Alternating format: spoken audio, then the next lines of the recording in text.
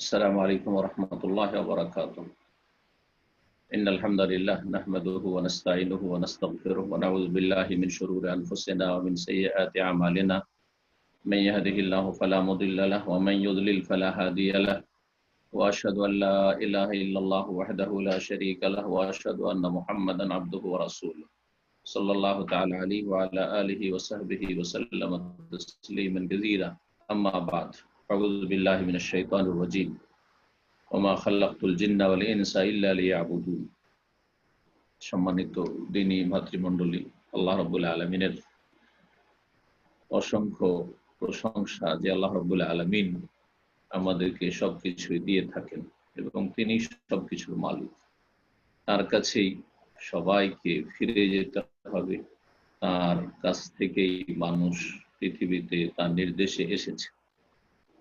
সালাত এবং সালাম নাযিল করেন মুহাম্মদুর রাসূলুল্লাহ সাল্লাল্লাহু আলাইহি সাল্লামের উপর, যার মাধ্যমে আমরা জানতে পেরেছি যে আমাদেরকে আল্লাহ রাব্বুল আলামিন কেন মানুষ রূপে সৃষ্টি করেছেন, লক্ষ্য উদ্দেশ্য কি, আমাদের জীবনের লক্ষ্য উদ্দেশ্য কি, কি জন্য আল্লাহ রাব্বুল আলামিন আমাদেরকে পৃথিবীতে পাঠিয়েছেন, আবার তার কাছে আমাদেরকে যেতে হবে।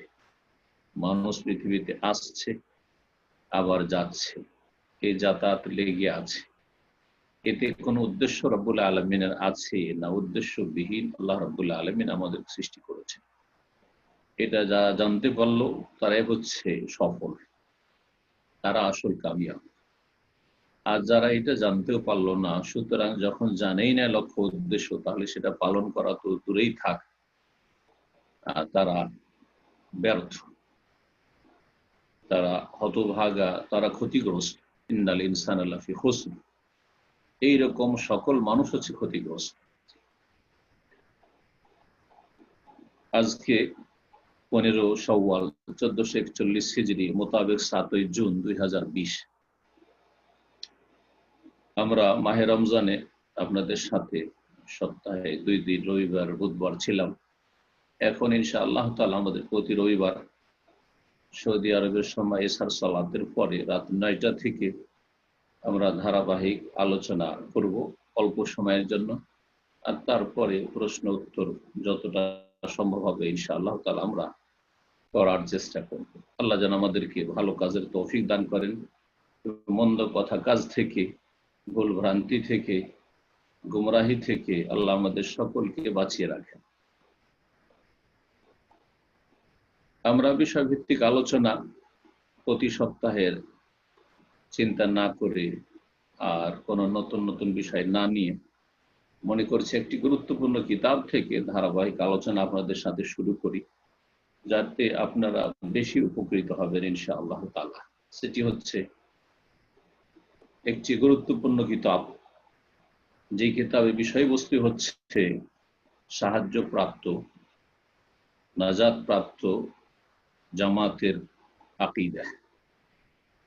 যে দলটি আল্লাহর পক্ষ থেকে তায়েফায়ে মানসুরা মানে সাহায্যপ্রাপ্ত দল, যে দলটিকে নাজাতপ্রাপ্ত বলেছেন রাসূলুল্লাহ সাল্লাল্লাহু আলাইহি ওয়াসাল্লাম, ফিরকায়ে নাজিয়া, সেই দল বা সেই জামাতের আকীদা, দ্বীনি বিশ্বাস কি, এই মর্মে অনেক কিতাবাদি রয়েছে আলহামদুলিল্লাহ আরবি ভাষায়, বিশেষ করে সৌদি আরবে যেটি তাওহীদের দেশ, সুন্নাহর দেশ। তবে এই কিতাবটি অনেক দিন থেকেই আমার নজরে আছে। অনেক কিতাবেরই দার্স দিয়ে শেষ করেছি, আবার অনেকগুলি শুরু করেছি বা কিছু অংশ দিয়েছি, এরকম হয়ে আছে। এই কিতাবটির দার্স ইনশাআল্লাহ তাআলা আপনাদের সাথে আজকে শুরু করব। আর ইনশাআল্লাহ আল্লাহ তৌফিক দিলে এইভাবে আমরা যত তাড়াতাড়ি সম্ভব শেষ করার চেষ্টা করব। এই কিতাবটির বৈশিষ্ট্য হচ্ছে যে প্রশ্নোত্তর আকারে আছে। প্রশ্ন করেছেন, তারপর উত্তর দিয়েছেন। 200টি প্রশ্ন এবং তার উত্তর রয়েছে। কিতাবের নাম হচ্ছে আলামুস সুন্নাহ আল মানসুরা লিইতিকাদি তায়েফাতিন নাজিয়াতিল মানসুরা। বড় নাম, সংক্ষিপ্ত নাম, যে নামে আরব ওলামাদের কাছে পরিচিত এই কিতাবটি, তা হচ্ছে আলামুস সুন্নাহ আল মানসুরা। তো এই কিতাবের লেখক হচ্ছেন, সংক্ষেপে তার নাম হচ্ছে হাফেজ আল হাকামি রাহমাতুল্লাহি আলাইহি। তিনি বড় একজন সৌদি আরবের শেখ, শেখ হাফেজ বিন আহমদ হাকামি। তার ইন্তেকাল 1377 হিজরি, মোটামুটি আজকে থেকে প্রায় 63-64 বছর আগে। তিনি সৌদি আরবের দক্ষিণ অঞ্চলের খুব বড় একজন আলেম। যেমন আপনারা অনেকে জানেন হয়তো যে শেখ ইবনে উসাইমিন রহমতুল্লাহ আলাইহির যে বিশিষ্ট বা প্রধান ওস্তাদ শিক্ষক ছিলেন শেখ আব্দুর রহমান নাসির সাদি। উত্তর অঞ্চল ও মধ্যম অঞ্চল নাজদের আল কাসিমের, যার তাফসিরে সাদি রয়েছে। তো ওই যুগের তিনি শেখ বাজ, ইবনে উসাইমিন এসব ওলামাদের ওস্তাদদের যুগের তিনি হচ্ছেন বড় একজন আলেম। তার আকীদার উপর প্রসিদ্ধ কিতাব হচ্ছে এটি একটি কিতাব, আর একটি কিতাব রয়েছে এর চাইতে বড় আকারে, যে কিতাবটির নাম হচ্ছে মাআরিজুল কবুল। মাআরিজুল কবুল। তো তিনি অনেক কিতাব লেখক এবং তার মাধ্যমে অনেক দিনের দাওয়ার কাজ হয়েছে। আল্লাহ রাব্বুল আলামিন তার নেক আমল কবুল করুন এবং তার রুহের মাগফিরাত করুন এবং তার গুনাহ খাতা মাফ করুন, জান্নাতুল ফিরদাউস উচ্চ স্থান আল্লাহ রাব্বুল দান করুন। তার কিতাব থেকে ইনশাআল্লাহ তাআলা আমরা উপকৃত হব। আজকে শুধু দুটো প্রশ্নের উত্তর আমরা জানব। প্রথম প্রশ্ন হচ্ছে, মা আউয়ালু মা ইয়াজিবু আলাল ইবাদ, বান্দার উপর সর্বপ্রথম ফরজ কি? আমরা যে আল্লাহর বান্দা, তো বান্দা মানে অনুগত বান্দা অথবা অবাধ্য বান্দা, এক কথায় মানুষ। বান্দা শব্দটি দুই অর্থে ব্যবহার হয়ে থাকে। আমরা মুসলিমরা বান্দা মনে করি যে আল্লাহর অনুগত বান্দা, অর্থাৎ মুসলিমদেরকে আল্লাহর বান্দা মনে করি। কিন্তু আল্লাহর সব সৃষ্টি আল্লাহর বান্দা। জি, ইচ্ছাকৃত অথবা অনিচ্ছাকৃত ভাবে আল্লাহর অনুগত। আর যেখানে মানব জাতি এবং জিন জাতির স্বাধীনতা চলে, ক্ষমতা কাজ করে, সেখানে অধিকাংশ জিন এবং মানুষ অবাধ্য হয়ে গেছে, অবাধ্য হয়ে যায়। কিন্তু যেখানে ক্ষমতা চলে না আল্লাহ রাব্বুল আলামিনের সৃষ্টিগত নীতিমালাগুলির ক্ষেত্রে বা সৃষ্টিগত বিষয়গুলির ক্ষেত্রে, তখন মানুষ এবং জিন সেখানে নিরুপায় বাধ্য। জি, তো এই জন্য কোরআন কারীমে বলা হয়েছে যে আকাশ জমিনে যা কিছু আছে এবং যে কেউ আছে আল্লাহকে সিজদা করে বা আল্লাহর তাসবিহ করে। তো এই আয়াতগুলির অর্থ হচ্ছে ঠিক এটি, যেটি আমি সংক্ষেপে বললাম। সমস্ত সৃষ্টিকুল আল্লাহ রাব্বুল আলামিনের ইবাদত বন্দেগী করে, তাসবিহ করে। মানব আর জিন এই দুটো সৃষ্টি, এরা যেসব বিষয়গুলির ক্ষেত্রে স্বাধীনতা রাখে না, আল্লাহ ওইভাবে সৃষ্টি করেছেন, আর যেভাবে আল্লাহ সৃষ্টি করে সেইভাবে চলতে বাধ্য, মানে শরীয়তগত বিষয় নয়, সৃষ্টিগত বিষয়, তখন সেই ক্ষেত্রে অনুগত। যেমন পায়ে হাঁটতে হবে, চোখে দেখতে হবে, আর হাতে ধারণ করতে হবে, ইত্যাদি ইত্যাদি। জবান দিয়ে আপনি স্বাদ গ্রহণ করবেন, অথবা বাকশক্তি জবানে রয়েছে, শ্রবণ শক্তি কানে রয়েছে। জি, এইভাবে। অথবা মানব জীবনে সুস্থতা আর অসুস্থতা, মানুষ নিজের ইচ্ছায় কেউ সুস্থ থাকতে পারে না, নিজের ইচ্ছায় অসুস্থ থাকতে হয় না। আর মানুষ নিজের ইচ্ছায় কেউ মৃত্যুবরণ করবে না, আর কেউ বার্ধক্যে উপনীত হতে চাইবে না। তো এই যে বার্ধক্য এসে যাওয়া, মৃত্যু এসে যাওয়া, সুস্থতা বা অসুস্থতা, সচ্ছলতা অসচ্ছলতা, এই যে পৃথিবীর বর্তমান অবস্থা, যে ভাইরাসে মানুষকে অসহায় বানিয়ে দিয়েছে, এগুলির ক্ষেত্রে মানুষ জিন অনুগত, উপায় নেই। এগুলি হচ্ছে সৃষ্টিগত বিষয়। অমর এগুলি হচ্ছে তাকওয়িনিয়া বা কওনিয়া, এগুলি হচ্ছে সৃষ্টিগত বিষয়। শরীয়তগত বিষয়, শিরিক করিও না, এক আল্লাহর ইবাদত করো, সালাত কায়েম করো, সিয়াম পালন করো, যাকাত প্রদান করো, সত্য কথা বলো, এগুলো হচ্ছে শরীয়তগত বিষয়। এগুলোর ক্ষেত্রে অধিকাংশ মানুষ এবং জিন অবাধ্য হয়েছে। পক্ষান্তরে মালায়েকা তারা অনুগত, তারা লা ইয়াসুনা আল্লাহ মা আমারহুম। যাই হোক, সেদিকে কথা না বাড়িয়ে ভূমিকাতে কথাগুলি বললাম যাতে বুঝতে সুবিধা হয়। বান্দার ওপর মানে সৃষ্টির ওপর, মানুষ এবং জিনকে বিশেষভাবে আল্লাহ রাব্বুল আলামিন কি জন্য সৃষ্টি করেছেন এবং সর্বপ্রথম মানব জাতির ওপর কোন বিষয়টি ফরজ, সর্বপ্রথম ফরজ মানব জাতির ওপর কি? বলছেন শেখ যে আউয়ালা মা ইয়াজিবু আলাল ইবাদি মারিফাতুল আমর আল্লাযী খালাকাহুমুল্লাহু লাহু, সর্বপ্রথম মানব জাতির ওপর যে বিষয়টি ফরজ সেটা হচ্ছে যে মানুষকে জ্ঞান অর্জন করতে হবে যে আল্লাহ তাকে কেন সৃষ্টি করেছে। তাহলে আমাকে, আপনাকে, যে কেউ পৃথিবীতে আছেন বা চলে গেছেন অথবা আসবেন, সবার উপর ফরজ ছিল আর ফরজ আছে এবং ফরজ থাকবে। তা হচ্ছে সর্বপ্রথম ফরজ। ফরজ তো অনেক আছে, কিন্তু সর্বপ্রথম ফরজ এবং সবচেয়ে বড় ফরজ, আরেকটি কথা মনে রাখতে হবে, সর্বপ্রথম ফরজ এবং আকবর ওয়াজিব, আউয়াল ওয়াজিব এবং আকবর ওয়াজিব। সর্বপ্রথম ফরজ আর সবচেয়ে বড় ফরজ সেটা হচ্ছে আল্লাহ কেন আমাকে সৃষ্টি করেছেন সেই বিষয়টি সম্পর্কে অনুধাবন করা, জ্ঞান অর্জন করা, জানতে হবে। যেই বিষয়টির জন্য আল্লাহ রাব্বুল আলামিন মানুষের কাছে প্রতিশ্রুতি নিয়েছেন আদম আলাইহিস সালামকে সৃষ্টি করার পরে, কোরআন কারীমে বিষয়টি আল্লাহ একটি আয়াতে বর্ণনা করেছেন। এবং এই বিষয়টির জন্য সমস্ত নবী রাসূলগণকে প্রেরণ করেছে। এই বিষয়টির জন্য যে মানুষকে কেন সৃষ্টি করা হয়েছে এই বিষয়টির জন্য আল্লাহ রাব্বুল আসমানী কিতাব সমূহ নাযিল করেছেন। এই বিষয়টির জন্য ইহকাল এবং পরকাল, দুনিয়া এবং আখিরাত সৃষ্টি করা হয়েছে। দুনিয়া যা চোখের সামনে দেখতে পাচ্ছেন তার কিছু অংশ যা আমাদের সামনে রয়েছে বর্তমান অবস্থা, এবং আখিরাত যা মৃত্যুর পরে শুরু হবে, এই সব কিছু আল্লাহ সৃষ্টি করেছেন। জান্নাত এবং জাহান্নাম সৃষ্টি করেছেন এই বিষয়টি কারণে, যে বিষয়টি সর্বপ্রথম জানা ফরজ। এবং এই যেই বিষয়ের জন্য আমাকে আপনাকে সৃষ্টি করা হয়েছে এই বিষয়ের কারণেই কিয়ামত অনুষ্ঠিত হবে এবং এর জন্যই দাঁড়িপাল্লা কায়েম করা হবে বিচার দিবসে। এর জন্যই আমলনামা, সহিফা, কর্মলিপি মানুষের হাতে উড়ে আসবে। জি, এর ভিত্তিতে মানুষ দুই ভাগে বিভক্ত হয়েছে, মুমিন আর কাফের। এর ভিত্তিতে মানুষ কেউ ভাগ্যবান হয়েছে, কেউ হতভাগা হয়েছে।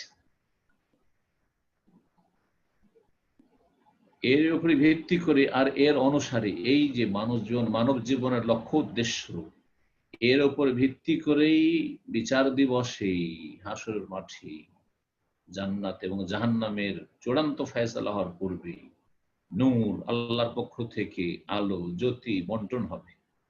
এবং আল্লাহ যাকে ইহ জগতে নূর দান করেননি, ইহ জগতে যাকে আলো দেননি, সে পরজগতে আখিরাতেও আলো পাবে না। ওমাল্লাম ইয়াজআলিল্লাহু লাহু নূরান ফামা লাহু মিন নূর। সূরা নূর আল্লাহ বলছেন, আল্লাহ যার ভাগ্যে নূর জুটাননি তার কোনো নূর নেই। যার ভাগ্যে পৃথিবীতে নূর, হিদায়াতের আলো, জি আল্লাহ রাব্বুল আলামিনের দিক নির্দেশনার আলো জুটেনি, তার জন্য আখিরাতে বিচার দিবসেও কোনো আলো নেই, অন্ধকার অন্ধকার, অন্ধকার নিমজ্জিত থাকবে। তাহলে সে বিষয়টি কি, যে বিষয়টি সম্পর্কে প্রথম প্রশ্ন করা হলো, সে বিষয়টি আসলে কি? তাহলে এখন পর্যন্ত বিষয়টি স্পষ্ট করা হয়নি। তাহলে মানব জীবনের উপর সবচেয়ে বড় ফরজ যে তার জীবন লক্ষ্য উদ্দেশ্য জানবে, যে আল্লাহ কেন আমাকে সৃষ্টি করেছেন, কেন আমি পৃথিবীতে আসলাম, এত সালে আমার জন্ম এবং এত সালে আমার মৃত্যু। এই যে আমার সময়টা পৃথিবীতে আমি কাটাইলাম, আসলাম আর চলে যেতে হবে, সবাই জানছেন যে চলে যেতে হবে, এটা কেন, এটা জানতে হয় প্রত্যেক মানুষকে। যদি জেনে নিতে পারে তাহলে জেনে নেওয়ার পরে এখন কর্মের পালা, আমলের পালা, আমল করতে হবে। জানার পরে যদি আমল করে তাহলে তো সফল। আর যেই ব্যক্তি জানলো আমল করলো না সেও ব্যর্থ। আর যেই ব্যক্তি জানলো না তাহলে আমলের প্রশ্নে উঠে না, তার কর্মের প্রশ্নে উঠে না, কারণ কর্ম মানুষে নির্ভর করে জ্ঞানের উপর, নলেজ। দ্বিতীয় প্রশ্ন হচ্ছে মা হুয়া যালিকাল আমর আল্লাযী খালাকাল্লাহুল খালকা লিয়াজালিহি, সে বিষয়টি কি যেই বিষয়ের জন্য আল্লাহ মানুষকে সৃষ্টি করেছেন, বিষয়টি কি? এর মর্মে কয়েকটি আয়াত রয়েছে, আয়াত দিয়ে শেখ উত্তর দিয়েছেন। قال الله تعالى, মহান আল্লাহ ইরশাদ করেছেন, ওমা খালাকনাস সামাওয়াতি ওয়াল আরদা মা বাইনাহুমা লাইবিন, আমি আকাশসমূহ এবং জমিনকে খেল তামাশার জন্য সৃষ্টি করি, এবং এই উভয়ের মাঝে যা কিছু রয়েছে, আকাশ এবং জমিন আর এই উভয়ের মাঝে যা কিছু রয়েছে, ভূপৃষ্ঠে যা কিছু রয়েছে, আকাশে যা কিছু যে কেউ রয়েছে, যা কিছু আল্লাহ সৃষ্টি করেছে আসমান জমিনের মাঝে, এগুলিকে আল্লাহ বলছেন আমি এগুলিকে লাইবিন, খেল তামাশার জন্য সৃষ্টি করিনি, অর্থাৎ উদ্দেশ্যবিহীন সৃষ্টি করি। খেল তামাশাটা উদ্দেশ্যবিহীন হয়ে থাকে। বাচ্চারা যে খেলাধুলা করে কোনো উদ্দেশ্য থাকে না, সময় পার হয়ে চলে যায়, খেলাধুলা করে, উদ্দেশ্যবিহীন। আল্লাহ বলছেন মা খালাকনাহুমা ইল্লা বিল হক, আমি এই আকাশ এবং জমিনকে সৃষ্টি করেছি সত্য সহকারে, ন্যায়সঙ্গত ভাবে।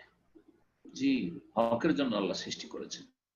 ওয়ালাকিন্না আকসারাহুম লা ইয়ালামুন, তবে অধিকাংশ লোক এটা জানে না, জানার চেষ্টা করেন না, উপলব্ধি করেন না। মহান আল্লাহ আরো ইরশাদ করছেন, ওমা খালাকনাস সামা ওয়াল আরদা মা বাইনাহুমা বাতিলা যালিকা যান্নুল লাযিনা কাফারু, আকাশ এবং জমিন এবং এর মাঝে যা কিছু রয়েছে তা আমি বেকার বেকার সৃষ্টি করিনি, অনর্থক সৃষ্টি করিনি। এটা বাতিল নয়, হকের বিপরীত হচ্ছে বাতিল। জি, উদ্দেশ্য নিয়ে আল্লাহ সৃষ্টি করেছেন, এই জন্য আগের আয়াতে ছিল ইল্লা বিল হক, এখানে বলছেন আল্লাহ বাতিল সৃষ্টি করেননি, অর্থাৎ উদ্দেশ্যবিহীন ফালতু সৃষ্টি করেন।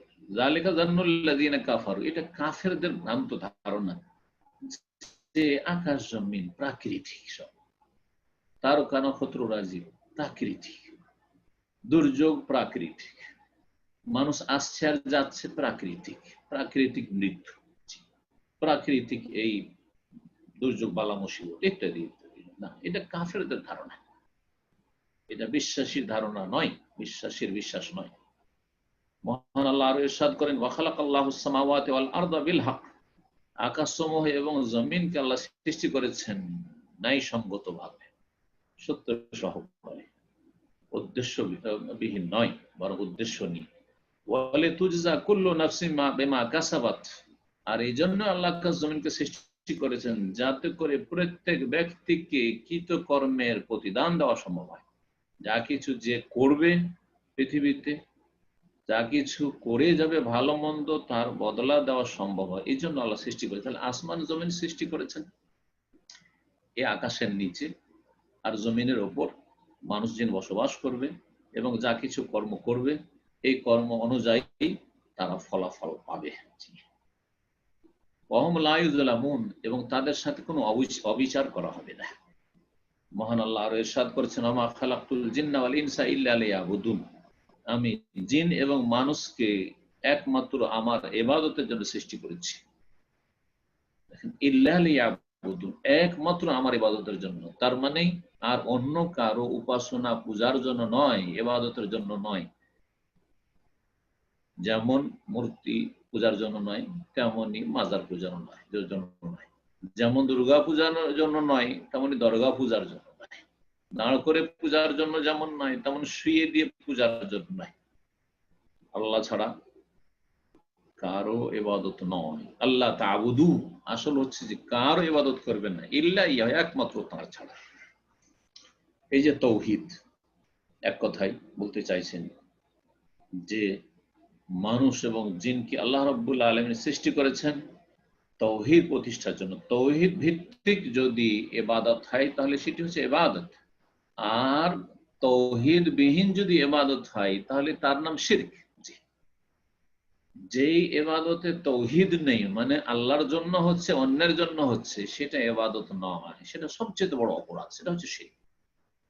আল্লাহর জন্য সেজদা আর মাজারেও সেজদা, আল্লাহর জন্য কুরবানির জবাই আর বাড়িতে খাওয়া দাওয়ার জন্য যখন আপনি মোরগ জবাই করেছেন, খাসি জবাই করেছেন, বিসমিল্লাহ আল্লাহ আল্লাহর জন্য, আর ওরও সে মাজারিয়ে জবাই করছেন, জি, তাহলে আপনার এই ইবাদত নয়, শিরক, কুফর। জি, ফাসাল্লি লিরাব্বিকা ওয়ানহার, সূরা কাউসার আল্লাহ বলছেন রবের জন্যই যেমন সালাত আদায় করবে তেমন রবের জন্যই জবাই করবে। এই ছিল সংক্ষিপ্ত আলোচনা। আলোচনা বেশি লম্বা না করে এখন আমরা আমাদের আলোচনা এখানে সংক্ষেপ করে দিয়ে প্রশ্ন উত্তর শুনবো ইনশাআল্লাহ। আল্লাহ রাব্বুল আলামিন যেন যা কিছুই আজকে আলোচনা করলাম তাতে আল্লাহ বরকত দান করেন এবং আল্লাহ রাব্বুল যেন হকের অনুসারী হওয়ার তৌফিক দান করেন, তাওহীদ এবং সুন্নাতকে জীবনের প্রতিটি ক্ষেত্রে প্রতিষ্ঠিত করার তৌফিক দান করেন এবং শিরক আর বিদআত থেকে আল্লাহ বেঁচে থাকার তৌফিক দান করেন, ফরজ ওয়াজিবের যথাযথ হেফাজতের আল্লাহ তৌফিক দান করেন, হারাম নাজায়েজ থেকে বেঁচে থাকার পুরোপুরি তৌফিক দান করেন এবং সুন্নত মুস্তাহাব নফল কাজে অগ্রগামী হওয়ার তৌফিক দান করেন। অপছন্দনীয় মাকরুহ কথা কাজ থেকে, আপত্তিকর কথা কাজ থেকে আল্লাহ আমাদেরকে বেঁচে থাকার তৌফিক দান করেন। ঈমানের ভালোবাসা, ইসলামের ভালোবাসা, মুসলিমদের ভালোবাসা, দ্বীনের ভালোবাসা, কোরআন সুন্নাহর ভালোবাসা আল্লাহ যেন আমাদের অন্তরে বৃদ্ধি করেন, ভালো মানুষের ভালোবাসা আমাদের অন্তরে যেন বৃদ্ধি করেন এবং পাপ এবং পাপিষ্ঠকে আল্লাহ রাব্বুল আলামিন আমাদের থেকে যেন দূরে রাখেন। সুবহান রাব্বিকা রাব্বিল ইজ্জাতি আম্মা ইয়াসিফুন ওয়া সালামুল আলাল মুরসালিন ওয়া আলহামদুলিল্লাহি রাব্বিল আলামিন। জাযাকুমুল্লাহু খাইরান। বারাকাল্লাহু ফিকুম। তো সম্মানিত দিনী ভাই বোনেরা, ইনশাআল্লাহ আমরা সরাসরি প্রশ্ন পর্বে চলে যাচ্ছি। আমাদের শুরুতেই আমাদের প্রশ্ন করছেন এমডি আব্দুল হক। আপনি প্রশ্ন করুন।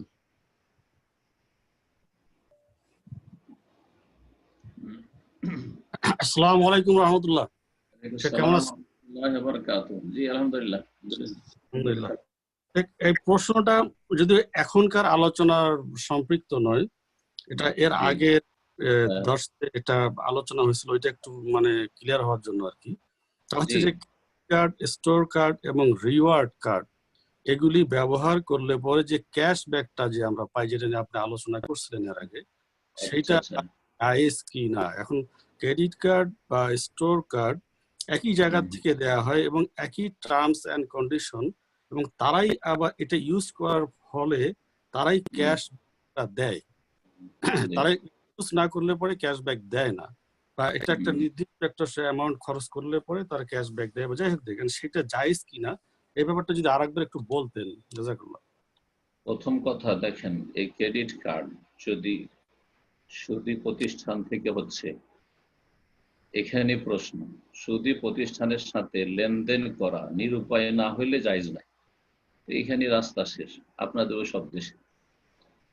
আমি যখন বলেছি সংক্ষেপে শুধু ওই প্রশ্নটা উত্তর দিয়েছি যে আমাকে যে পয়সাটা ব্যাক করেছে আমার জন্য নেওয়া জায়েজ কিনা, কিন্তু তার আগে কার্ডটা আপনার আমার জন্য জায়েজ কিনা এটা আর একটা প্রশ্ন যেহেতু করা হয়নি আমি উত্তর সেখানে দিইনি। আশা করি বুঝতে পারছেন। সৌদি আরবে কিছু প্রতিষ্ঠান আছে যেগুলো সুদ নেই, সুদ মুক্ত, তাহলে অসুবিধা নেই। সেখানে আপনি যদি বিলম্ব করেন সেটা পেমেন্ট করতে, পয়সাটা ক্রেডিট কার্ডে কিনলেন, তাহলে তার উপর আপনার কাছে পয়সা বেশি নেবেন না বা সুদ নেবেন না, তাহলে অসুবিধা নেই, জায়েজ আছে। কিন্তু আপনি যখন লেট করবেন সেটা পেমেন্ট করতে, তখনই আপনার কাছে সুদ নেওয়া হবে, তাহলে এটা অধিকাংশ আলেমদের কাছে জায়েজ নয়। অল্প কিছু আলেমদের ফতোয়া রয়েছে যে যদি নিরুপায় হয়, বেশ কিছু কাজ করতে গিয়ে ওই ক্রেডিট কার্ড ছাড়া হয় না, তখন জায়েজ আছে। কিছু আলেমারা রয়েছে সৌদি আরবে যারা এই ফতোয়া দিয়েছেন, কিন্তু অধিকাংশ আলেমারা বলছেন না, জায়েজ নাই। এখন আপনার আমার জন্য ঈমানের সতর্কতা, সাবধানতা হচ্ছে যে শুবহাত থেকে, সন্দেহ থেকে বেঁচে থাকবে। এক। দুই নম্বর কথা, যদি আপনার তাছাড়া চলে, মানে এই ক্রেডিট কার্ড ছাড়া চলে, তাহলে আপনি তাতে যাবেনই না।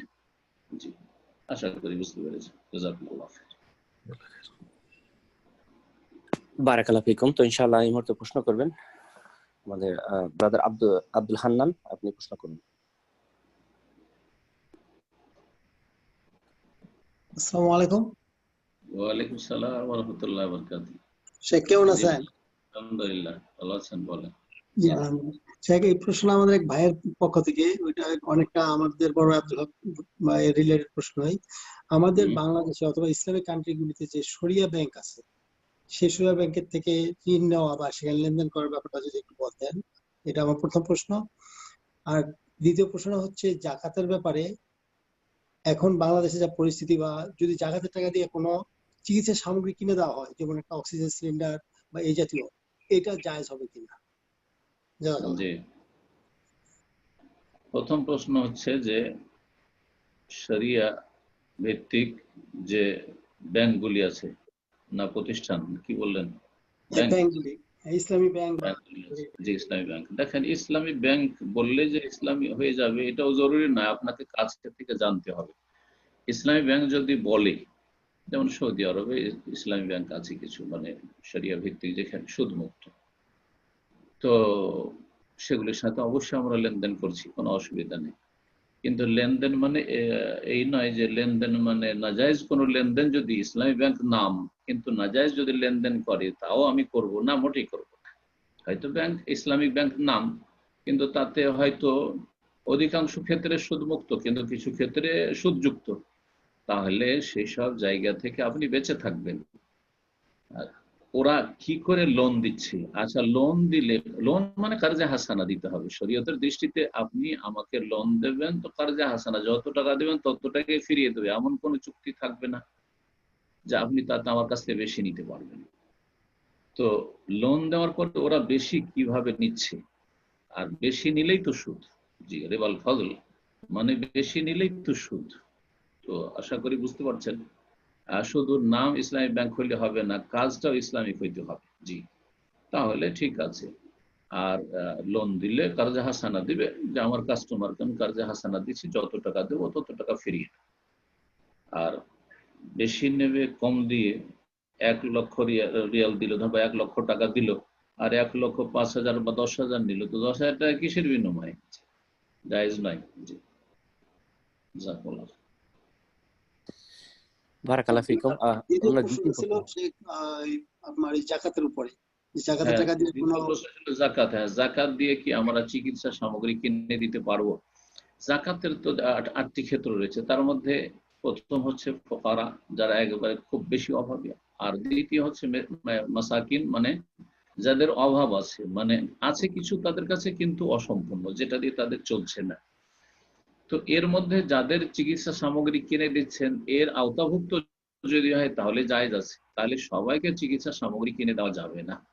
সচ্ছল ব্যক্তি নিজেই খরচা করে ওসব নিতে পারে, তাহলে তাদেরকে জাকাত দিয়ে আপনি চিকিৎসা সামগ্রী কিনে মোটেই দিতে পারবেন না।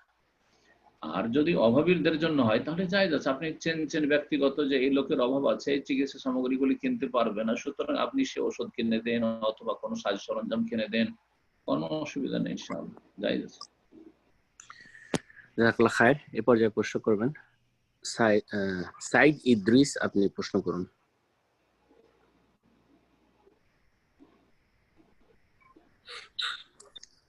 আসসালামু আলাইকুম। আসসালামু আলাইকুম ওয়া রাহমাতুল্লাহি ওয়া বারাকাতুহু।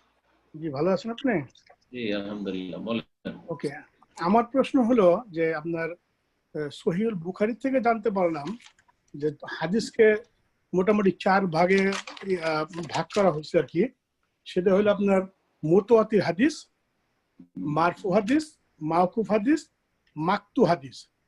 যেটা কি মাকতু হাদিস, সেটার সনদ আপনার সাহাবী পর্যন্ত পৌঁছেনি, শুধু তাবি পর্যন্ত পৌঁছেছে মাকতু হাদিসগুলি।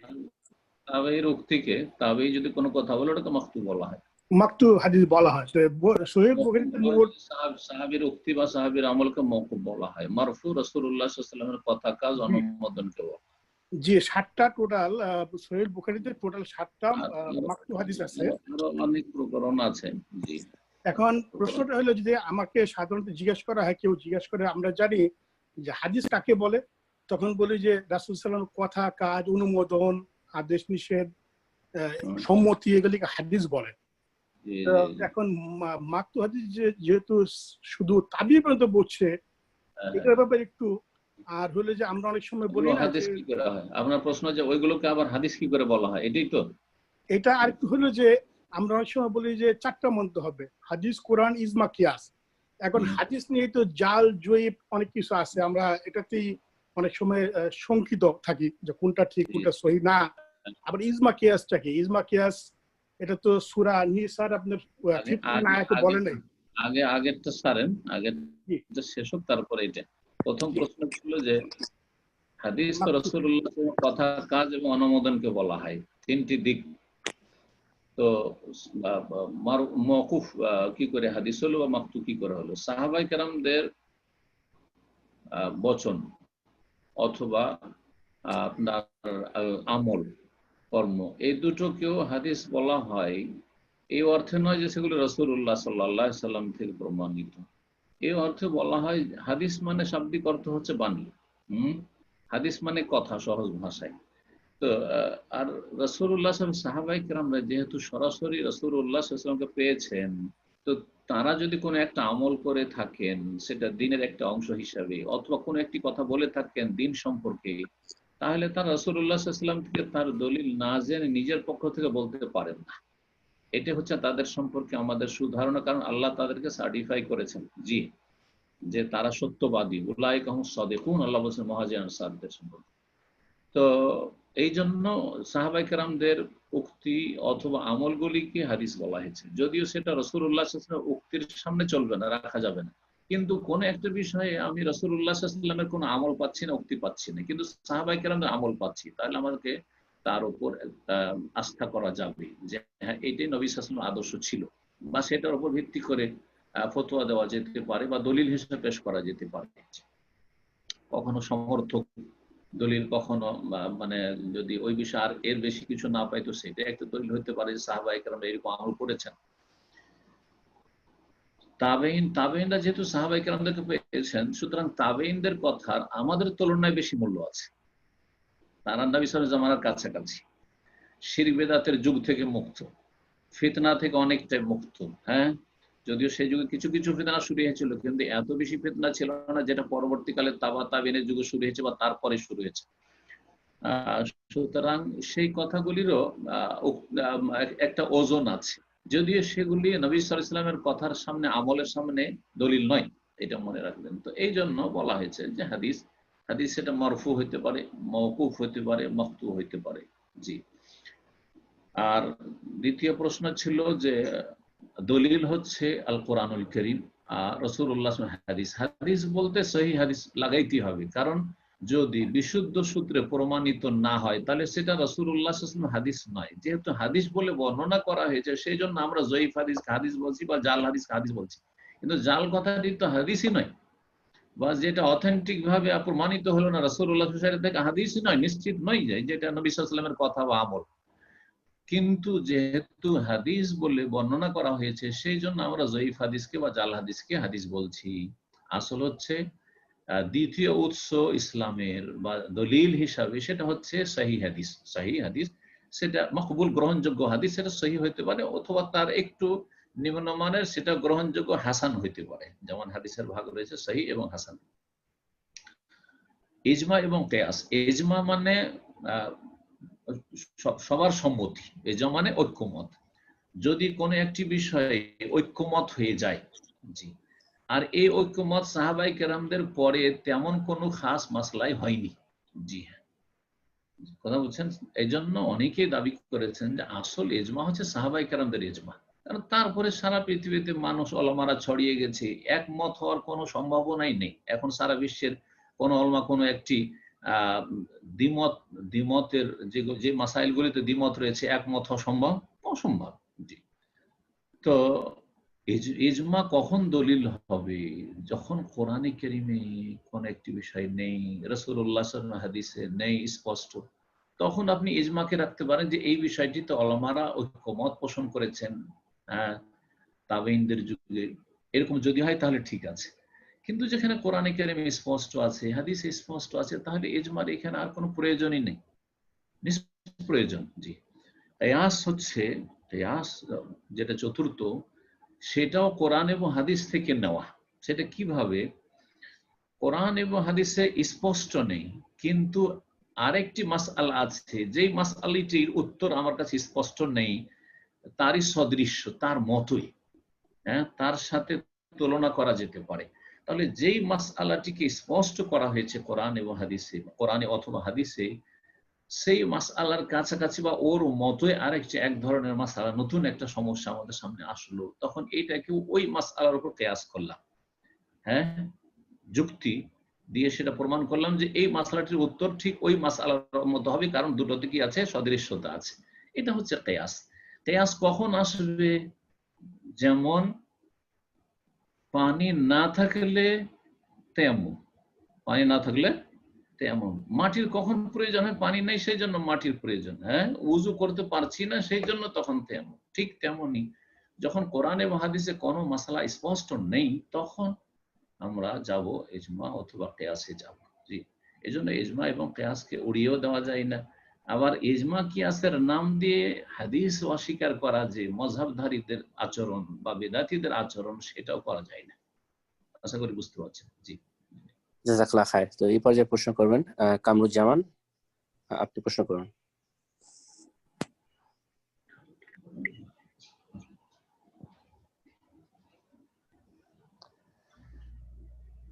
ইনশাআল্লাহ সম্ভবত ভাই লাইনে নেই। এবার প্রশ্ন করবেন মাহফুজুল ইসলাম, আপনি প্রশ্ন করুন।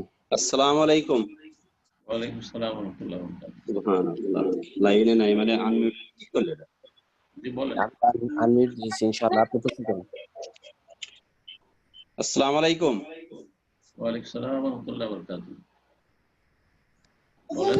হ্যালো, আমি তো শেখ শুনছি, কামরুজ্জামান বলছিলাম। জি বলেন। শেখ, আমার প্রশ্নটা হচ্ছে একটু বড়, দয়া করে ইকরাম ভাই আনমিউট করবেন, আমি ক্লিয়ার হওয়ার জন্য প্রশ্নটা করব, একটু আমার টাইম লাগতে পারে।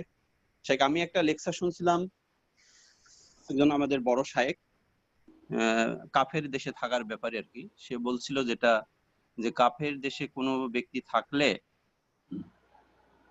কাফের দেশে বসবাস করার জন্য যদি তাদের সন্তানরা 1 জেনারেশন 2 জেনারেশন 3 জেনারেশনে যে তারা আর ইসলামের উপরে থাকে না, তো যখন এরা বসবাস করবে, তারা যখন ইসলামের ভিতরে থাকবে না, তখন তাদের পরম্পরায় যতজন ইসলাম থেকে সরে যাবে, তাদের সব দায়ভার যে প্রথম শুরু করছে এই দেশে বসবাস করা, তার উপরে সম্পূর্ণ সমপরিমাণ গুনাহ বর্তাবে। যেমন তার দলিল একটা দিছিল, যখন যে প্রথম শুরু করছিল হত্যা, যেমন হাবিল কাবিল, তো এই হত্যা দুনিয়া যতদিন চলবে ততদিন একটা করে যত হত্যা হবে তার সমপরিমাণ গুনাহ একটা তার ইতে জমা হবে। এই বিষয়টা একটু ক্লিয়ার আমি জানতে চাচ্ছিলাম যে আমরা যদি এই দেশে যে কাফের দেশে যারা বসবাস করছে, বিশেষ আমার বেশি জানার জন্য পার্সোনালি, যে বসবাস করলে যদি আমাদের সন্তান, আমরা জানি যে আমার সন্তানের দায়ভার আমার উপর, কিন্তু আমার সন্তানের সন্তান সন্তানের সন্তান তারাও যদি ইসলামের ভিতর না থাকে, যদি হয়ে যায় এই দেশে থাকার কারণে, তাহলে কি তাদের সব দায়ভার আমার পরে আসবে কিনা? প্রথম কথা যে যারা অমুসলিম দেশে বসবাস করছেন তাদেরকে 2 ভাগে ভাগ করা যেতে পারে।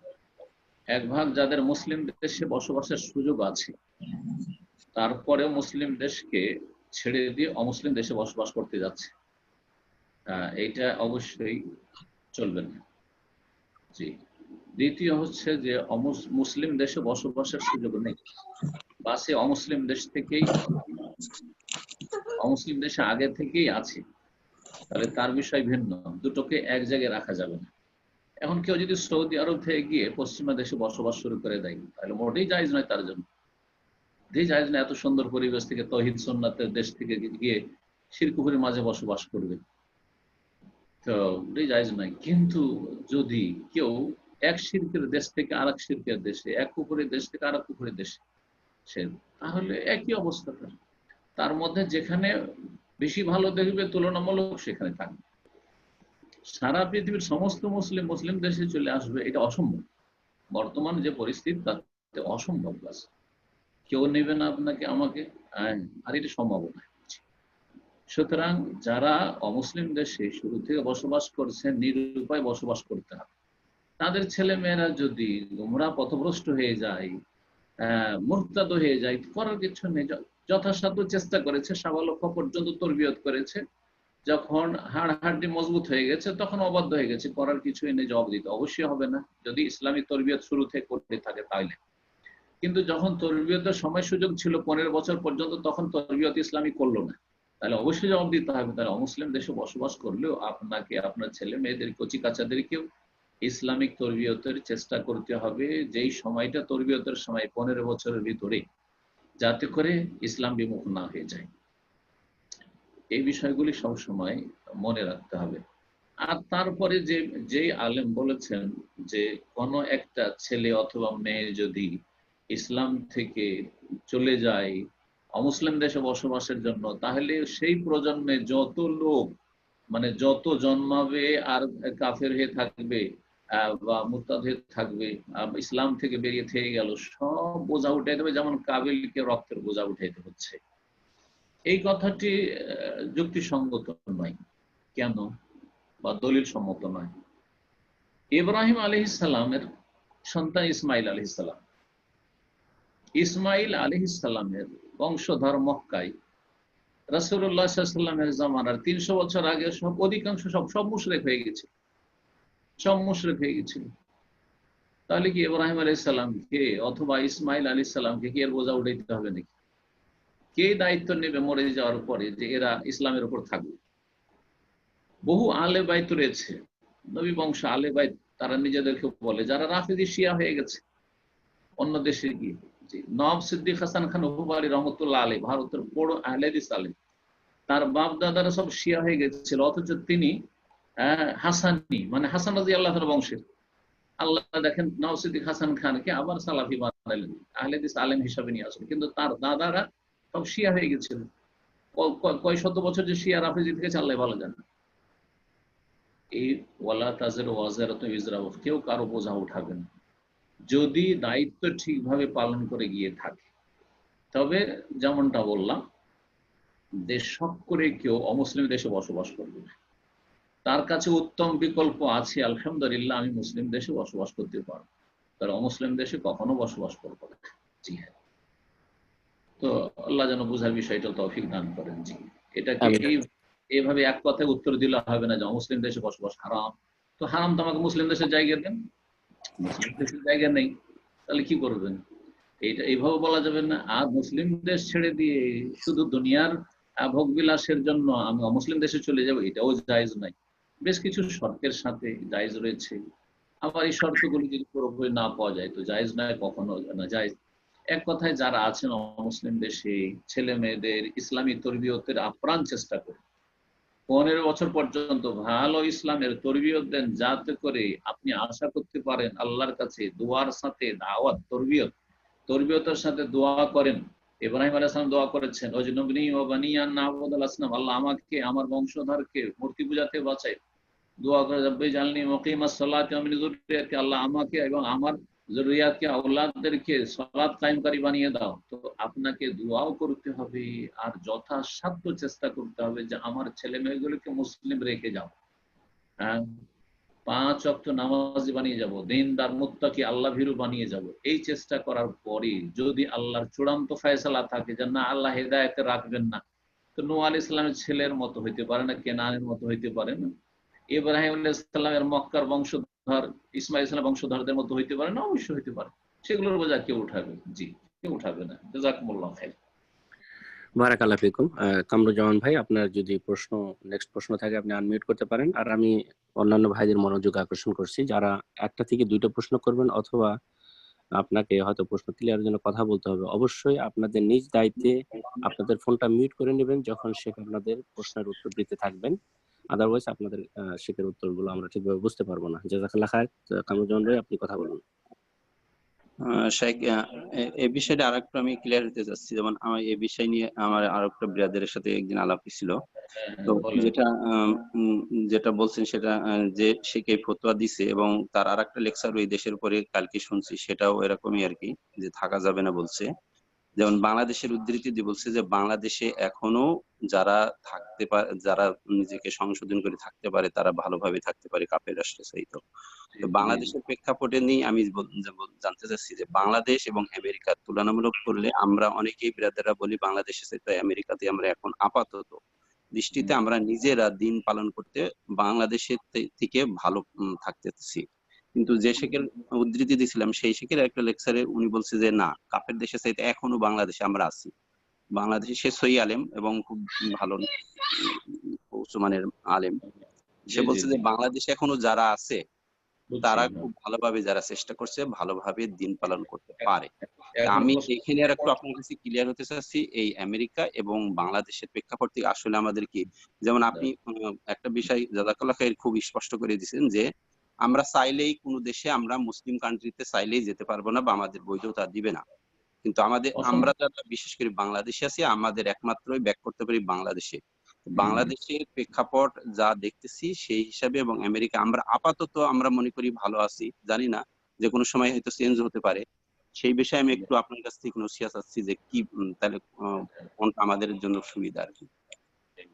শোনেন, এই বিষয়ে সবসময় মনে রাখবেন, মুসলিম দেশ আর অমুসলিম দেশ, যদিও মুসলিম দেশে পাপের ছড়াছড়ি থাকে, তারপরও মুসলিম দেশ, মুসলিম সমাজ, মুসলিম পরিবেশ অমুসলিম পরিবেশ চাইতে অনেক অনেক ভালো, এতে কোনো সন্দেহ নেই। তো ওই শাইখ যে কথাটি বলেছেন, যদি এটা বলে থাকেন তাহলে ঠিক বলেছেন। আর যারা বলছেন যে এখন আমরা বাস্তবে দেখছি যে আমেরিকাতে বা পশ্চিমা দেশে ইসলাম পালন করতে ভালোভাবে পারছি বাংলাদেশ চাইতে, এটা হচ্ছে কি, এটা ধারণা, তার ধারণা, ভুল ধারণা। এটা বেশ কিছু দিক হয়তো আছে, যে দিকগুলি আপনাকে চাকচিক্যময় করেছে, যেটাকে কোরআনের ভাষায় বলা হয়েছে ওয়াজুইয়ানা লাহুম সুউ আমালিহিম। হ্যাঁ, মন্দ কথা কাজগুলিকে সুশোভিত করে পেশ করা হয়। ওয়াজাইয়ানা লাহুমুশ শাইতানু আমালুহুম, শয়তান অনেক সময় মানুষের খারাপ কাজগুলিকে, খারাপ দিকগুলিকে সাজিয়ে সাজিয়ে পেশ করে। আল্লাহ এই কথাটি কোরআন কারীমের বহু জায়গায় বলেছেন। কখনো অমুসলিম সমাজ মুসলিম সমাজের তুলনায় ভালো হতে পারে, যতই পাপ থাক না কেন মুসলিম সমাজে, তারপর তার চাইতে অনেক বেশি পাপ আছে অমুসলিম সমাজে। আপনি যখন তুলনা করে দেখবেন সূক্ষ্মভাবে, নিরপেক্ষ দৃষ্টিতে, দুনিয়ার সুখ শান্তি ছাড়া দিনের ক্ষেত্রে এখনো আপনি অনেক সুবিধা পাবেন, যেখানে জুলম অত্যাচার হচ্ছে, মুসলিম দেশে জুলম অত্যাচার হচ্ছে, চরম জুলম অত্যাচার হচ্ছে, রাহাজানি হচ্ছে, চুরি ডাকাতি হচ্ছে, জানমালের নিরাপত্তা নেই, তারপরও ইমান ইসলামের নিরাপত্তা। একটা হচ্ছে জানমালের নিরাপত্তা, একটা হচ্ছে ইসলাম ইমানের নিরাপত্তা। ইসলাম ইমানের নিরাপত্তা অমুসলিম দেশ চাইতে মুসলিম দেশে অনেক বেশি আছে। জি, আপনাকে নিজেকে বাঁচিয়ে রাখতে হবে।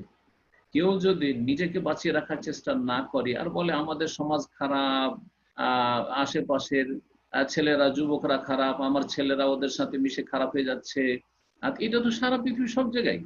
এটা পৃথিবী এমন কোনো জায়গা নেই যেখানে খারাপ ছেলেরা নেই বা খারাপ খারাপ লোক নেই। জি, তো আপনাকে নারা, বর্তমান বিশেষ করে ফিতনার যুগ, এই যুগে যেখানেই থাকেন না কেন আপনাকে আপনার পরিবারকে বাঁচাবার আপনার চেষ্টা করতে হবে। আবার বলছি, মুসলিম দেশ, সেখানে যতই পাপ ভরা থাক অমুসলিম দেশের তুলনায়, অমুসলিম সমাজের তুলনায় অনেক অনেক ভালো। জি, এটা এখন হয়তো বুঝতে পারছেন না, কিছু কাল পরে বুঝতে পারবেন, যখন আল্লাহ না করে কোনো দুর্দিন, আল্লাহ না করে কারো জীবনে, কোনো মুসলিম ভাই বোনের জীবনে দুর্দিন আসে, অমুসলিম সমাজে যখন দুর্দিন চলে আসে, তখন উপলব্ধি করে যে হাই, আমি এখানে তো নিরুপায়, এদিক সেদিক কোথাও যেতে পারছি না।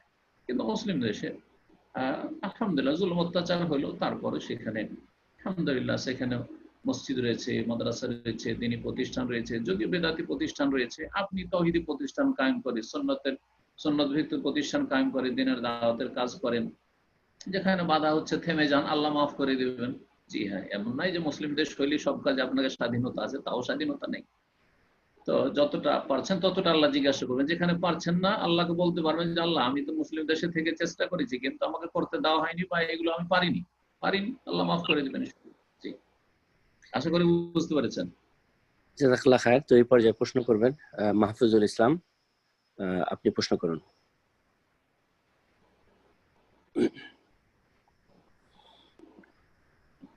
আসসালামু আলাইকুম। ওয়ালাইকুম আসসালাম ওয়া রাহমাতুল্লাহি ওয়া বারাকাতুহু। বিষয় আমার এই আপনার আজকে লেকচারের সাথে একটু মানে সঙ্গতিপূর্ণ একটা কথা, যে আমি কিতাবুল তাওহীদ আপনার পিস টিভির যে প্রোগ্রামটা এবং আপনার ওই যে ইসলামী অর্থনীতি আর আপনার ওই যে ইউটিউবে মানহাজের ব্যাপার লেকচারগুলো যখন শোনার পর, এগুলো যখন আমাদের দেশের মানুষকে আমি বলি, তখন আপনাদের তো গালিগালাজ পারে এবং তারা আমাকে আপনি যে কথা বলতেন সেই কথাই তারা ঘুরে বলে যে আপনি যে কোনো জায়গা থেকে এলেম নিতে পারেন না। আপনি যে কথা এর আগে বলছিলেন যে যে কোনো আলেমের থেকে ইলম নিতে পারেন না, তারা সেম একই কথাই বলে আমাকে, এবং তারা কিতাব পড়ে, তারা হাদিসের রেফারেন্স দেয়, কিন্তু যে কোন আলেম থেকে ইলম নেওয়া যাবে। আমাদের সমাজে আলেমের সংজ্ঞাই তো জানে না। যদি সত্যিকার আলেম হয়, মানে কোরআন সুন্নাহর আলেমকে সত্যিকার আলেম বলা হয়, তো কোরআন সুন্নাহর যদি সত্যিকার আলেম হয় তার কাছ থেকে ইলম নেওয়া যাবে। আর যে কোরআন সুন্নাহর ইলম রাখে আর সুফি ইজমেরও ইলম রাখে, আর সে ওই ইসলামের নামে ধর্ম ব্যবসা রাজনীতির ইলম রাখে, যে ব্যক্তি বেদাতি ইলম রাখে, সুন্নতি ইলম রাখে, তার কাছ থেকে ইলম নেওয়া ঠিক ওই রকমই যেমন কোন ব্যক্তি ওষুধ নিয়ে বসে আছে আর সে চিকিৎসা দিচ্ছে, কিন্তু তার কাছে সেই মেডিকেলের কোনো সার্টিফিকেট নেই, MBBS নাই, বিশেষজ্ঞ নাই, আর তার কাছ থেকে চিকিৎসা নিচ্ছেন। দুনিয়ার ক্ষেত্রে কিন্তু কেউ নিচ্ছি না, আমরা কেউ নিচ্ছি না, বোঝা গেছে? তো ঠিক ওই রকমই। জি হ্যাঁ, এখন তো তারা বলতেছে যে আমরা বড় বড় মাদ্রাসা থেকে পড়ে আসছি, আমাদের কাছে বড় বড় ভেজালে ভরা বড় বড় মাদ্রাসাতে তো ভেজাল আছে। এই বড় বড় মাদ্রাসাগুলিতে যদি শিরক বেদাতের ভেজাল না থাকতো, তো ভেজালটা তো আসলে ওখানেই আছে। মিলাদকে শিখিয়েছে ওই বেদাতি মোল্লারাই তো শিখিয়েছে, কথা বোঝা গেছে? বেদাতি আলেম সমাজে শিখিয়েছে যে কোন তফসির নেই তফিমুল কোরআন ছাড়া আর জালালুল কোরআন ছাড়া। বেদাতিরা এই কথা শিখিয়েছে। তফসির ইবনে কাসিরের নাম তো বলে নাই, তফসির সাদির কথা তো বলে নাই, কোরআন সুন্নাহর মেলা তফসির রয়েছে সেসব তফসিরের কথা তো বলে নাই। জি, সহিহ বুখারী পড়তে বলে না, সহিহ মুসলিম পড়তে বলে না, ফাজাইল আমল তাবলীগি নেসাব পড়তে বলে। বেদাতি আলেমরাই তো বলে। তো ওইসব আলেম থেকে যদি এলেমে নেবেন তো গুমরাহ হবেন অবশ্যই।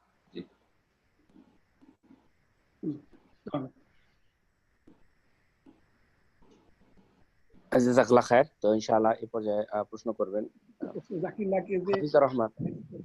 জি, আপনাকে বাকি প্রশ্ন বাকি রয়ে গেছে নাকি ভাই? আপনাকে না, কোন ব্যক্তি সম্পর্কে প্রশ্ন, আমার একটা প্রশ্ন ছিল যে এই যে আমাদের খারাপ লাগে যখন জাকির নাককে যখন খারিজি ট্যাগ দিল, তখন এই জিনিসটা আমার খুব কষ্ট লাগে। কোন ব্যক্তি সম্পর্কে প্রশ্ন করে লাভ নেই। আল্লাহ কোরআনে বলছেন, দুটি কায়দা শুনে রাখেন, ওয়ালা তুসআলুন আম্মা কানু ইয়ামালুন। কে কি করলো, কে কি বললো সে সম্পর্কে তোমাকে জিজ্ঞাসা করা হবে না। আপনাকে জিজ্ঞাসা করা হবে আপনার সম্পর্কে, আপনার স্ত্রী সম্পর্কে, আপনার ছেলে মেয়ে সম্পর্কে, এমনকি শেখ মতিরন সম্পর্কে আপনাকে জিজ্ঞাসা করা হবে না। আর আমাকে আপনাদের সম্পর্কে জিজ্ঞাসা করা হবে না। সুতরাং আপনারা কে কি করছেন না করছে সেটা আমার কোনো জানার প্রয়োজন নেই। একটি কায়দা জেনে রাখেন, সাধারণ মানুষ আপনারা, এটা সাধারণ জনগণের জন্য কায়দা। দ্বিতীয় কায়দা হচ্ছে রাসূলুল্লাহ বলেছেন, মান কানা ইউমিনু বিল্লাহি ওয়াল ইয়াউমিল আখির ফালিয়াকুল খায়রান আও লিয়াসমুত। যে ব্যক্তি আল্লাহ এবং পরকালে বিশ্বাসী সে যেন ভালো কথা বলে অথবা নীরব থাকে। আর সাধারণ জনগণের ভালো কথা বলার যোগ্যতা নেই। জি, কোরআন হাদিস সম্পর্কে আগে ভালো কথা মানে এই নয় ভালো কথা বলেন না, আপনারা ভালো কথাই বলেন, কিন্তু কোরআন এবং হাদিস সম্পর্কে কে সঠিক কথা বলছে কে ভুল বলছে বড়দের ভুল ধরার যোগ্যতা নেই। সুতরাং আপনার জন্য আমার জন্য নীরব থাকাটাই ভালো। এই হাদিসের আলোকে আপনারা কোনো ব্যক্তি সম্পর্কে নীরব থাকবেন, কিছু বলবেন না। সাধারণ জনগণ ফেসবুকে লাফালাফি করছে, এগুলি ভুল কথা, এগুলি সাধারণদের কথা নয়। প্রয়োজন হলে আলেমরাই তখন মুখ খুলবে এবং আলেমরাই আপনাদেরকে দিক নির্দেশনা দেবে। এখন অন্য কোনো ব্যক্তি সম্পর্কে আপনাদের জানার প্রয়োজন নেই। আপনাকে আপনার রব সম্পর্কে জানতে হবে, আপনার রাসূল সম্পর্কে জানতে হবে সাল্লাল্লাহু আলাইহি সাল্লাম, আপনার দ্বীন সম্পর্কে জানতে হবে। এই জন্য কখনো আল্লাহ এমন কি এসব জাকের নাই কথা অন্যের কথা তো বাদ দেন, জিজ্ঞাসা করা হবে না যে কোন সাহাবী কেমন ছিল, বরং আপনাকে আমাকে জিজ্ঞাসা মান নবী, তোমার নবী সম্পর্কে তোমার কি ধারণা ছিল, এই কথা জিজ্ঞাসা করা। বোঝা গেছে? আবু হানিফা, শাফি, মালিক, আহমদ সম্পর্কে জিজ্ঞাসা আমাদের করা হবে না। জিজ্ঞাসা করা হবে না জিলানী সম্পর্কে যে কে ছিল, না জানলেও কোনো অসুবিধা নেই। ভালো করে শুনে রাখেন, ইমাম ইবনে হাজম আর ইমাম তিরমিজি একই সময়ের তারা ছিলেন। তো ইবনে হাজমকে জিজ্ঞাসা করা হয় কাছাকাছি সময়ের আর কি, ইবনে হাজমকে জিজ্ঞাসা করা হয় যে ইমাম তিরমিজি কে? ইবনে হাজম ছিলেন আপনার স্পেনের, ইউরোপের স্পেন তখন মুসলিম রাষ্ট্র ছিল, আন্দোলস।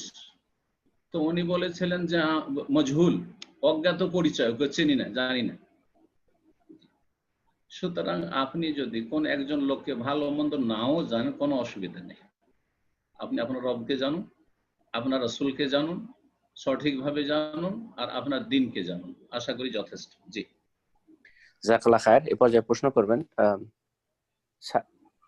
সাফিরা রহমান, আপনি প্রশ্ন করুন।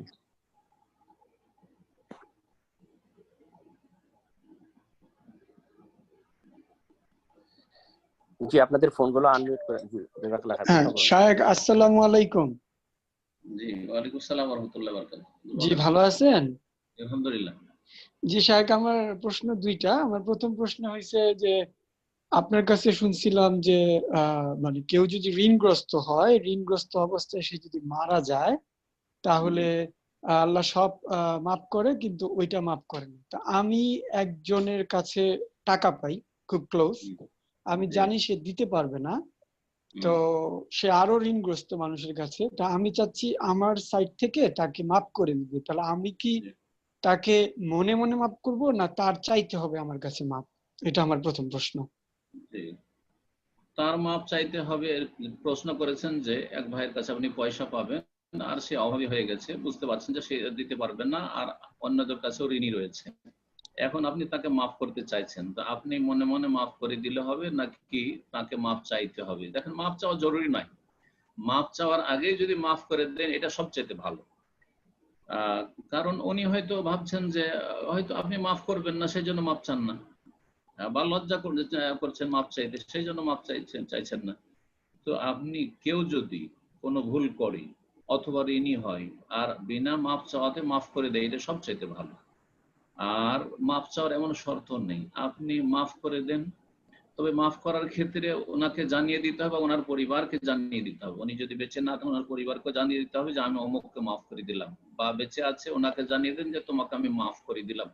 নাহলে কি করে জানবো? ও তো ভাবে যে আমি ঋণের বোঝা কাঁধে নিয়ে থেকে গেলাম, টেনশনে জীবনযাপন করবে। যদি সত্যি ধার্মিক দিনদার হয় তাহলে, আর দিনদার না হলে তো কোনো অসুবিধা নেই। আজকালকার জামানায় পয়সা নিতে পারলে তো আর দেওয়ার কথা নেই অধিকাংশ লোকের।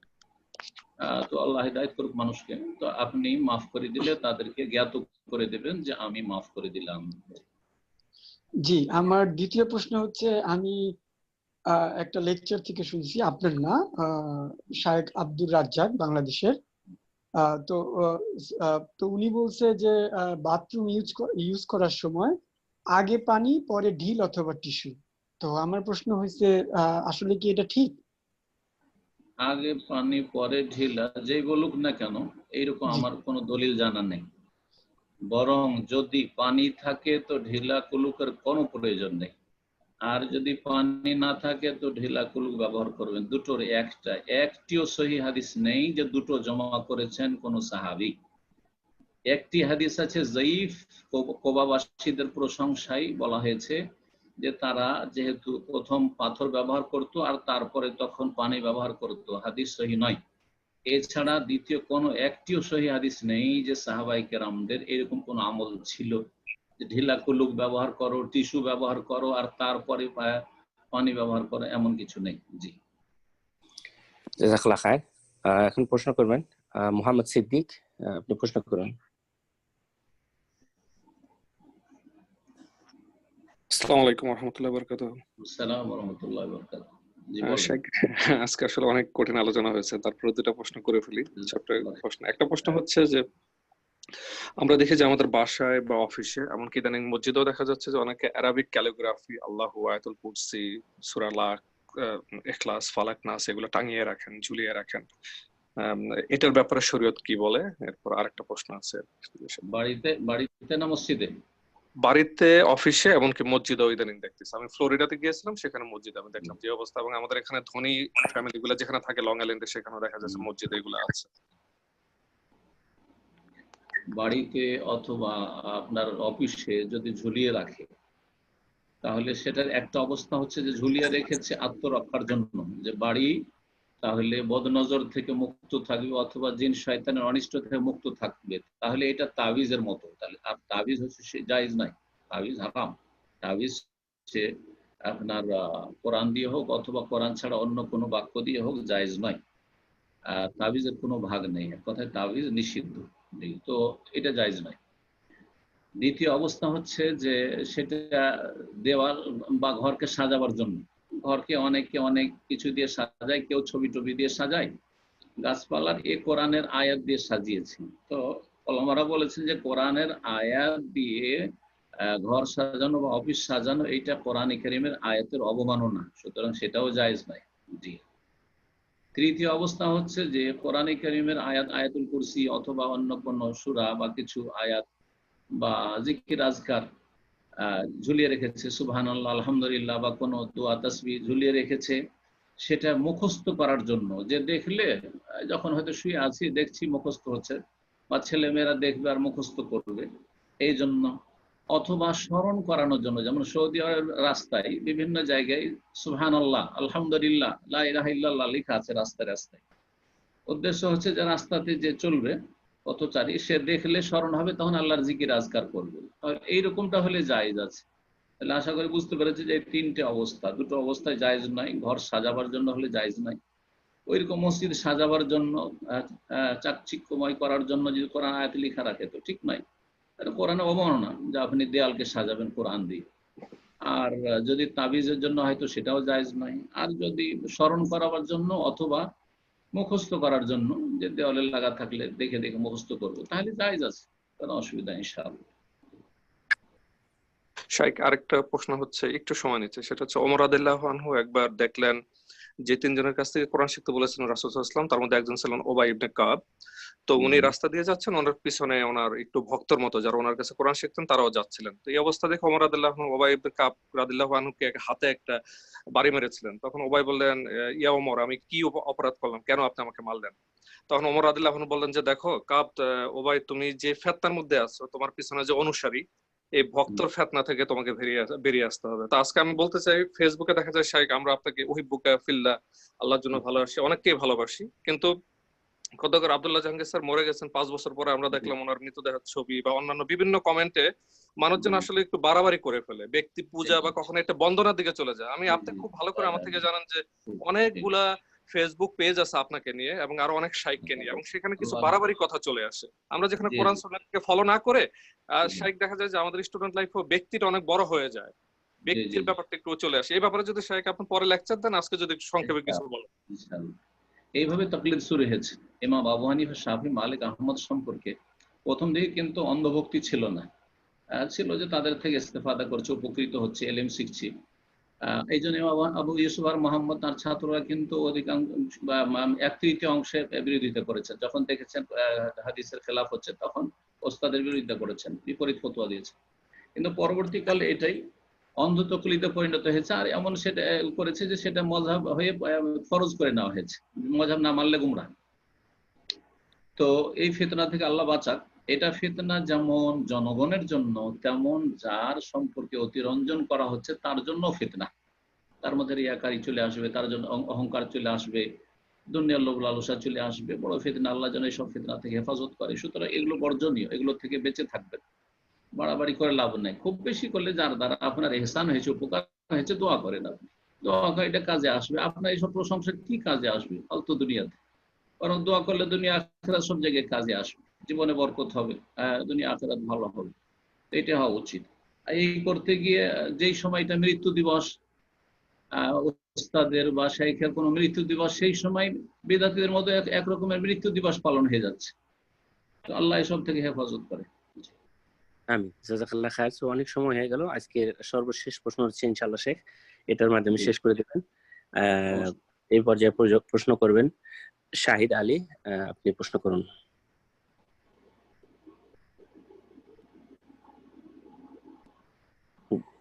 জি, আপনার ফোনটা আনমিউট করে নিন। জি, আসসালামু আলাইকুম ওয়া রাহমাতুল্লাহি ওয়া বারাকাতুহু। আসসালামু আলাইকুম ওয়া রাহমাতুল্লাহি ওয়া বারাকাতুহু। জি বলেন।